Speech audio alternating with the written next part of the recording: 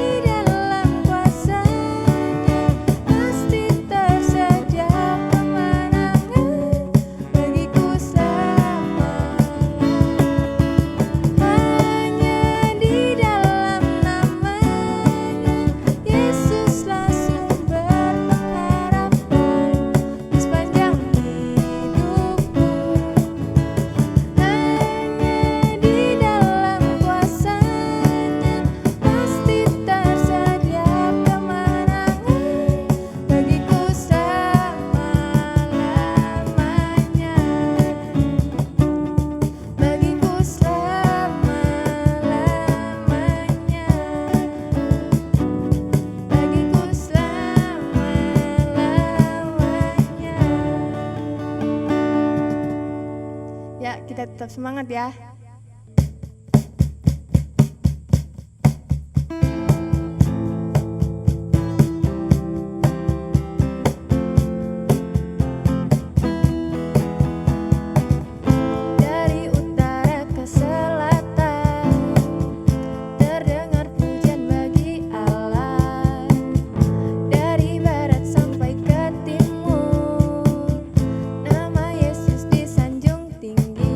Dari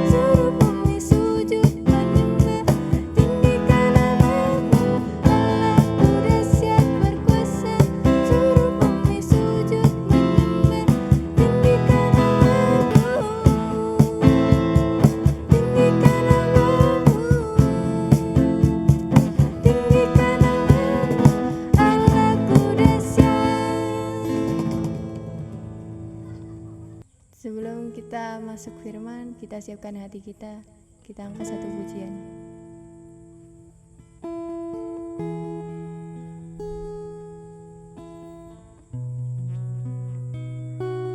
Ya Tuhanku, aku hendak bernyanyi bagimu selama ku hidup. Ya Allahku, aku hendak bermazmur bagimu selagi ku ada. Inilah yang ku renungkan setiap waktu. Nyanyian pujian dan pengagungan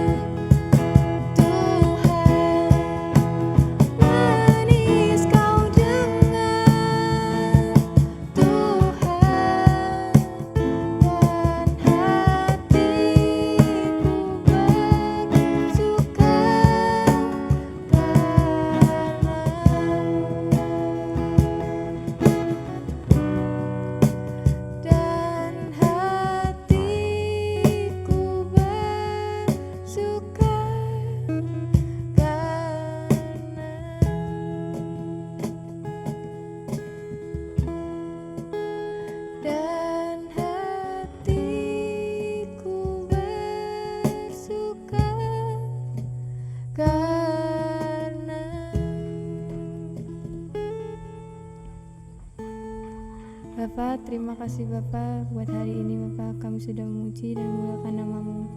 Bapa, sebentar lagi kami akan mendengarkan sebagian dari firman-Mu. Berkati firman-Mu ini supaya firman-Mu ini dapat menjadi rema dalam kehidupan kami, dan berkati hamba-Mu Tuhan, pimpin dia dan Roh Kudus-Mu Tuhan. Terima kasih Yesus, haleluya, amin. Shalom, apa kabar anak-anak muda yang dikasihi Tuhan?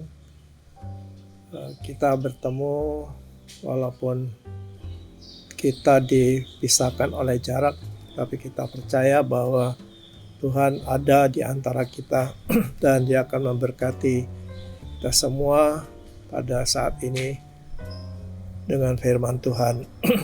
Nah, saat ini firman Tuhan yang ingin saya sampaikan adalah antara karunia dan karakter. Ya, judulnya adalah antara karunia dan karakter. Nah, di sekitar kita ada banyak orang yang punya karunia, yang punya karisma.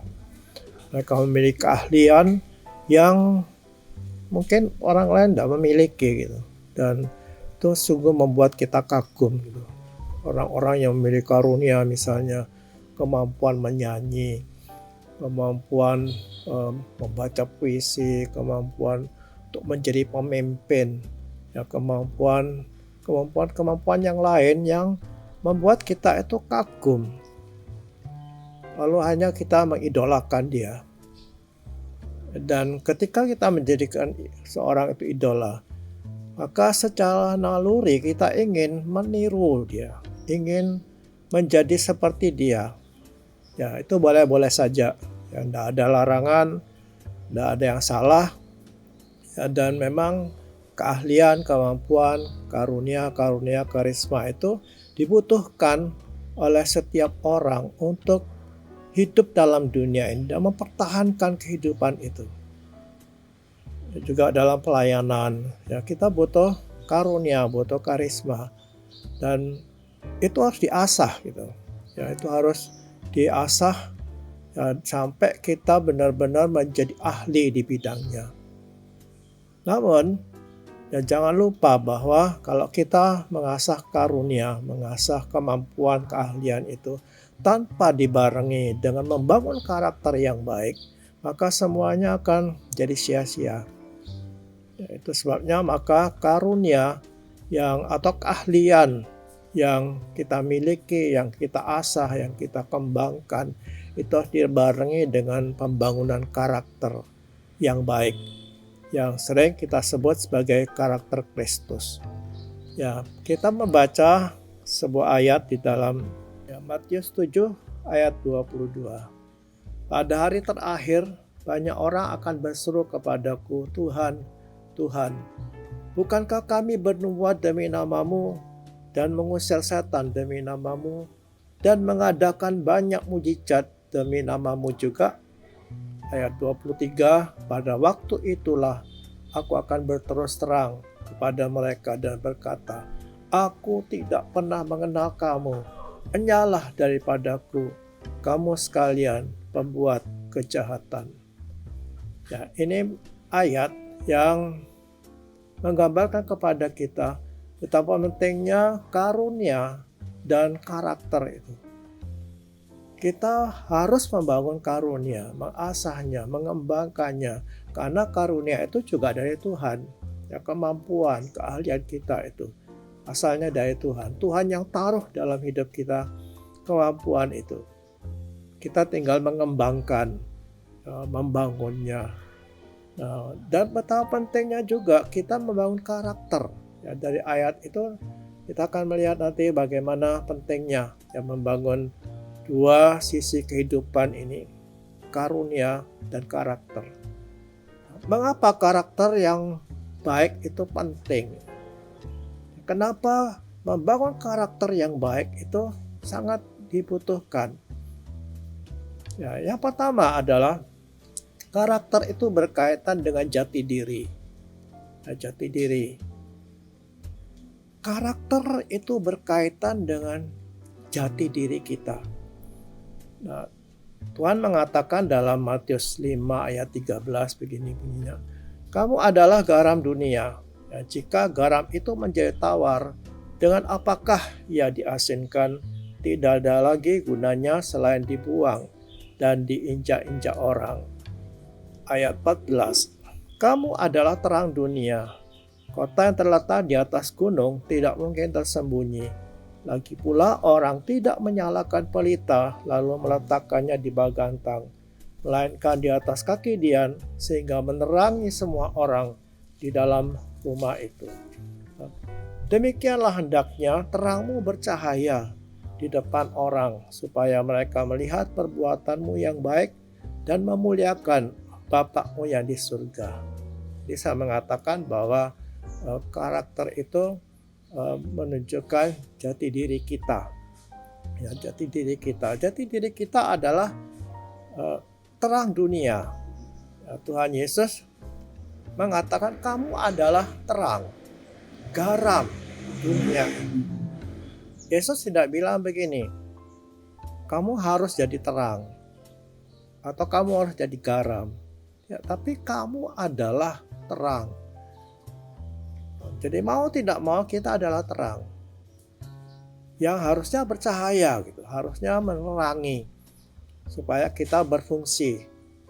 Nah, kalau kita adalah terang kata Tuhan, jadi diri kita itu adalah terang dunia dan garam dunia ini. Nah, sehingga mau tidak mau harusnya bercahaya. Nah, itu sebabnya kenapa Tuhan mengatakan hendaklah terangmu itu bercahaya, yang menerangi orang. Nah, karena kalau tidak maka kita tidak ada artinya. Walaupun Tuhan mengatakan 1000 kali bahwa kita adalah terang, tapi kita tidak percaya, tidak ada artinya, tidak ada gunanya. Kita dikenal itu lewat karakter kita. Nah, tiap-tiap orang dikenal dengan karakternya. Dan lewat karakter ini kita bisa menjadi saksi Kristus. Tentunya itu karakter yang baik.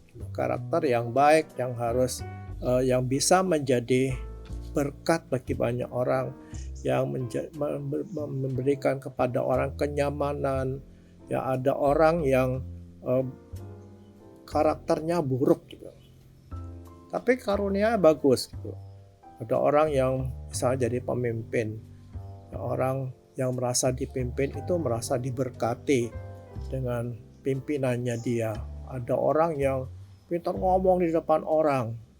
Ya, mungkin dalam pelayanan juga ada hamba-hamba Tuhan yang ngomongnya luar biasa, khotbahnya luar biasa. Tapi karakternya tidak dibangun. Sehingga orang tidak diberkati. Ya, padahal kamu terang dunia katanya. Itu sebabnya kenapa karakter kita perlu dibangun. Karakter yang baik, karakter Kristus itu harus dibangun. Ya, karena karakter itu menunjukkan kepribadian kita. Ya, orang mengenal kita lewat karakter kita. Jadi alangkah pentingnya ya, kita tidak hanya berkarunia, ahli dalam banyak hal, tetapi terbangun dengan karakter yang baik, karena karakter itu menunjukkan kepribadian kita. Kamu terang dunia, jadilah berkat gitu ya, bagi banyak orang. Nah, maka karunia kita akan jalan. Atau kalau kita tidak berkenan di hadapan manusia, apakah kita perlu cari perkenan manusia? Oh ya, perlu. Nah, jangan bilang begini, yang penting di hadapan Tuhan, di hadapan manusia tidak penting. Loh, kita hidup dalam dunia ini, kita berhubungan dengan orang lain, kita berinteraksi dengan teman-teman, dengan keluarga. Nah, kalau karakter kita buruk, kita pinter, tapi karakternya buruk, orang tidak akan respect kepada kita, orang tidak akan menghargai kita. Dan ketika satu saat kita mungkin bersaksi gitu, ya, karena Tuhan bilang kita menjadi saksi, kita bersaksi, tapi karakter kita buruk, orang melihat kita itu jadi muak, gak ada gunanya. Jadi karakter itu berkaitan dengan jati diri kita sebagai terang dunia. Itu sebabnya bangunlah karakter yang baik agar kita berfungsi menjadi terang bagi kemuliaan Tuhan. Yang kedua, kenapa karakter yang baik itu penting? Karena karakter yang baik itu akan menunjang keberhasilan kita. Dan sebaliknya, karakter yang buruk akan meruntuhkan apa yang sudah kita bangun. Di dalam Amsal 12 ayat 3 katakan begini, orang tidak akan tetap tegak karena kefasikan, tetapi akar orang benar tidak akan goncang. Ya, orang tidak akan tetap tegak karena kefasikan. Kefasikan ini kejahatan.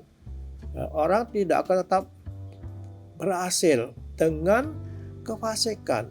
Tapi akar orang benar itu tidak akan goncang. Jadi keberhasilan kita yang selama ini kita bina, ya, kita bangun, ya, lewat keahlian kita, lewat karunia yang kita miliki, kita bisa berhasil, ya, membangun satu perusahaan misalnya. Ya, mudah-mudahan kelak banyak di antara kalian yang punya perusahaan yang besar karena punya keahlian, ya, dalam bidang ekonomi. Mungkin ada yang kelak menjadi seorang penyanyi misalnya, ya, karena ada suaranya yang bagus jadi penyanyi, berhasil.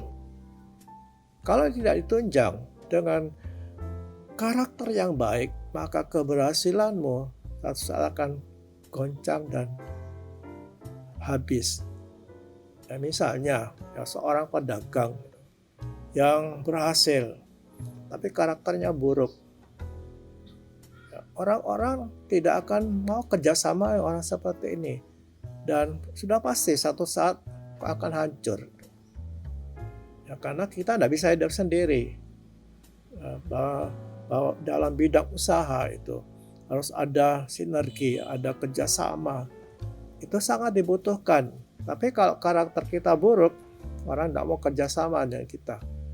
Sehingga akhirnya keberhasilan kita itu akan runtuh. Seperti yang firman Tuhan katakan tadi. Ya, keberhasilan seorang itu akan runtuh kalau tidak ditunjang dengan karakter yang baik. Nah, misalnya mungkin jadi karyawan dan berhasil, ya, berhasil naik tingkat, ya, sehingga memegang pimpinan di satu perusahaan. Tapi karakternya buruk, tidak jujur misalnya. Ya, akhirnya akan dipecat, ya, sehingga keberhasilan itu tidak bertahan lama. Jadi karakter yang baik itu menunjang keberhasilan, dan sebaliknya karakter yang buruk itu akan membuat orang menjadi hancur. Jadi betapa pentingnya kita tidak hanya mengasah karunia keahlian kita, tetapi membangun karakter yang baik, karakter Kristus itu juga penting, ya, sehingga hidup kita seimbang dan keberhasilan kita itu akan langgeng. Kita akan tetap tegak karena ditunjang, karena keberhasilan itu ditunjang oleh karakter yang baik. Ketiga, kenapa karunia itu, karakter yang baik itu penting?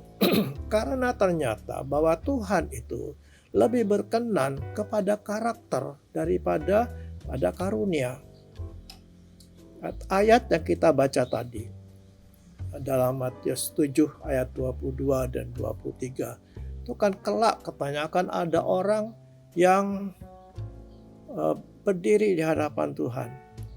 Lalu dia mengatakan begini, Tuhan, Tuhan, bukankah kami ini bernubuat demi namamu, kami mengusir setan demi namamu, mengadakan banyak mujizat demi namamu. Ini kan karunia. Nah, dalam bahasa sehari-hari keahlian, ya, punya kemampuan untuk mengusir setan, mengadakan mujizat. Ini karunia yang luar biasa yang tentu tidak didapat secara instan, tapi dengan perjuangan, ya, sehingga menghasilkan sesuatu. Lalu ayat 23 mengatakan, pada waktu itu aku akan berterus terang kepada mereka dan berkata, aku tidak pernah mengenal kamu, enyahlah daripadaku, kamu sekalian pembuat kejahatan. Jadi orang-orang ini punya karunia yang yang hebat. Tapi Tuhan mengatakan kamu pembuat kejahatan. kamu pembuat kejahatan. Ini kan berbicara tentang kepribadian orang itu yang berkarakter buruk, yang berkarunia hebat, tetapi karakternya buruk. Nah, dalam Matius 25 ayat 22, Matius 25 ayat 22 ini berbicara tentang seorang tuan yang akan pergi ke luar negeri memanggil hamba-hambanya. Ada hambanya yang diserahin 5 talenta untuk dikembangkan. Ada yang diserai 2 talenta. Ada yang diserai 1 talenta. Masing-masing menurut kemampuannya untuk dikembangkan. Lalu tuan itu pergi ke luar negeri. Kemudian beberapa saat dia datanglah tuan ini dan meminta pertanggungan jawab dari hamba-hamba yang diserai. Yang 5 mengatakan, Tuhan ini 5 talenta Tuhan berikan. Percayakan kepada aku. Lihat, aku boleh laba 5 talenta. Yang 2 juga berikan laporan yang sama. Tapi yang 1 yang mengatakan, Tuhan orang yang kejam, aku sembunyikan. Yang saya ingin sampaikan di sini adalah bagaimana respon Tuhan itu ketika dia mendapat laporan dari orang yang mendapat 5 talenta dan yang 2 talenta ini. Apa yang dia katakan? Tuhan itu mengatakan begini, maka kata tuannya itu kepadanya, baik sekali perbuatanmu, hai hamba yang baik dan setia. Kau telah setia memikul tanggung jawab dalam perkara yang kecil. Aku akan memberikan kepadamu tanggung jawab dalam perkara yang besar. Masuklah dan turutlah dalam kebahagiaan Tuhanmu. Kata-kata yang disampaikan kepada orang yang diberi 5 talenta dan yang diberi 2 talenta ini sama. Artinya apa? Tuhan itu tidak berfokus kepada hasilnya. Oh, karunia-Nya menghasilkan sesuatu yang hebat gitu. Nah, tuannya tidak bilang begini, waduh kamu dapat 5, ya hebat kamu. Yang 2 juga tidak disebut, kamu dapat 2, hebat kamu. Tidak, tetapi apa yang dipuji tuannya? Baik sekali perbuatanmu, hai hambaku yang baik dan setia. Hambaku yang baik dan setia. Jadi yang dipuji bukan hasil karyanya, yang dipuji bukan hasil kerjanya, karena keahliannya, ya karena dia punya karunia lalu menghasilkan banyak. Tapi yang dipuji adalah hambaku yang baik dan setia, karakter. Jadi Tuhan itu lebih berkenan kepada karakter daripada kepada hasil. Bukan berarti lalu, kalau gitu kita tidak perlu menghasilkan yang hebat gitu. Ya, harus. Ya, karena hamba yang baik dan setia itu pasti akan mengerjakan sesuatu dengan sungguh-sungguh. Ya, karena hamba yang baik dan setia itu akan menghasilkan sesuatu yang besar. Nah, kalau kita sudah mengatakan begini, oh kalau gitu tidak perlulah susah-susah mengembangkan karunia. Karena apa? Hasilnya nanti itu hamba yang baik gitu. Itu berarti seorang hamba yang berkarakter yang tidak baik. Ya, tapi seorang yang punya karakter yang baik, dia akan mengerjakan sesuatu itu dengan sungguh-sungguh, dengan setia. Dan pasti dia akan menghasilkan sesuatu yang besar. Jadi dari uraian ini kita bisa menyimpulkan bahwa karunia itu penting, tapi karakter yang baik itu penting.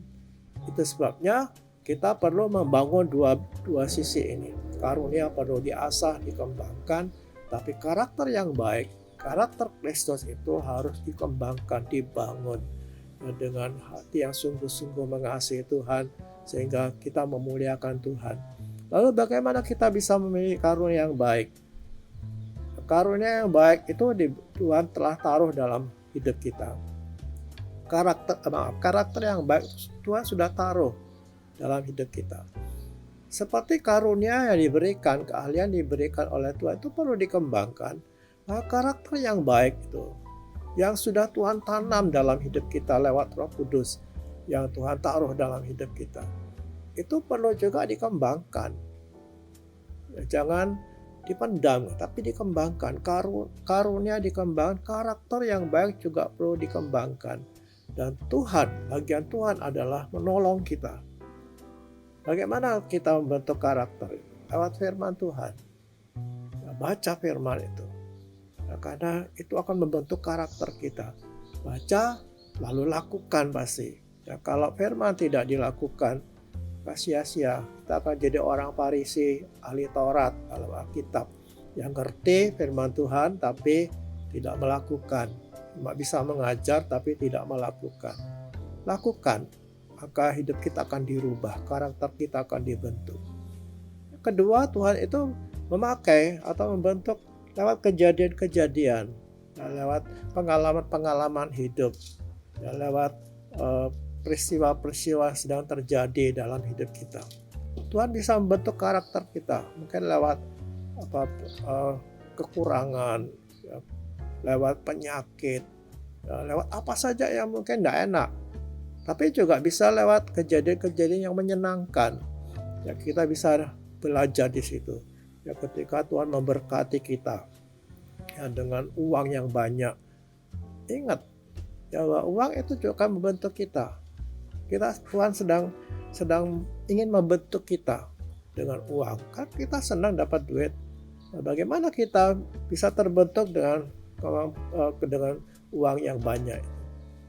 Tuhan akan pakai semua kejadian, berkat-berkat, atau musibah, atau apa saja yang datang dalam hidup kita. Tuhan pakai itu untuk membentuk karakter kita. Dan yang ketiga, Tuhan pakai teman-teman kita, komunitas kita. Dalam Amsal dikatakan, ada satu ayat mengatakan begini, batu itu menajamkan batu. Dan manusia itu menajamkan sesamanya. Terjadi gesekan mungkin dalam pergaulan. Ya, dalam pergaulan mungkin terjadi gesekan. Mungkin kita disakiti orang. Atau mungkin kita juga menyakiti orang. Bisa terjadi itu. Kenapa Tuhan izinkan teman-teman kita ada di dekat kita? Kenapa Tuhan izinkan teman-teman kita itu bisa bergaul dengan kita? Adalah untuk membentuk karakter kita. Karakter untuk mengasihi, karakter mengampuni, dan banyak karakter yang lain yang bisa dibangun lewat komunitas. Itu sebabnya biarlah kita bisa belajar dari teman-teman kita. Jadi inilah Tuhan akan membentuk kita lewat firman, lewat kejadian, lewat komunitas kita, ya, sehingga kita terbentuk. Karakter baik itu akan berkembang. Yang penting adalah serahkan dirimu kepada Tuhan untuk dibentuk. Ya, jangan hanya mengasah karunia, mengasah kemampuan, tapi asalah karakter yang baik, karakter Kristus itu. Semoga kita menjadi orang yang sungguh-sungguh diberkati Tuhan dan menjadi berkat bagi banyak orang. Lewat karunia kita, lewat kemampuan kita, keahlian kita, dan lewat karakter Kristus yang berkembang dalam hidup kalian. Tuhan memberkati. Amin.